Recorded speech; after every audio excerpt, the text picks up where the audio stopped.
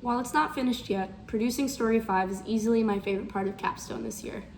Leah, Andy, and I are currently finishing up our first draft of our Story 5, and it has to do with a felon voters project. So, as members of the first-time voters group, we wanted to find a unique angle that exemplifies some sort of injustice in the voter registration system, and we decided to examine the rights of Florida voter felons following Amendment 4, which, if you guys don't remember, was passed during the 2018 Florida midterms, and it restored the right to vote to 1.4 million Floridians who are former felons. And unfortunately, this amendment has brought forth a massive amount of controversy surrounding felon voter rights, especially in regards to racial inequity, which through our research we found out that the two kind of go hand in hand, and that felon voter suppression really couldn't have happened without black voter suppression as well. So we're planning on exemplifying that in our Story 5.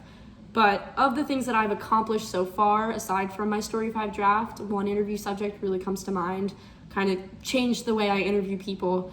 I had the opportunity to interview a trans male first-time voter and create a profile piece based on his experiences. His name is Caleb Sherrill, and we got to discuss how his experiences as a transgender teenager shaped his political views, shaped how he registered to vote, why he wanted to do it, and who he was voting for. And I feel like this is a subject that doesn't get discussed too frequently. I feel like the transgender community is unheard on a wide variety of subjects, and I think registering to vote is one of those subjects. So when he agreed to speak with me, I was obviously thrilled, and I'm particularly proud of this accomplishment because it allowed me to share a story that needs to be heard, which is why I want to go into journalism in the first place.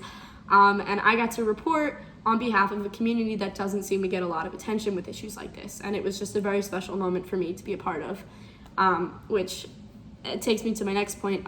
So for me, the biggest roadblock I faced this year was my interview anxiety, for lack of a better term. I've always been a people person, and I'm very easy to start a conversation with, and I think we all know I have a really hard time keeping my mouth shut sometimes. But for interviews, I feel a lot more pressure to say the right things, and I feel like this is something that my classmates would agree with me on. And the anxiety definitely doubled when I heard that I would have to conduct the remainder of my interviews remotely. I was definitely unconfident in my interviewing skills, and as a result, I definitely struggled to find some solid quotes sometimes.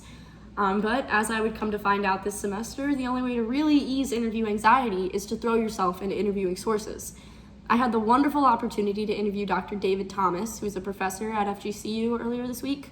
Rather than focusing on taking notes and pre-writing full lists of questions, I simply outlined 3 to 4 main topics and asked follow-up questions based on what Thomas was saying.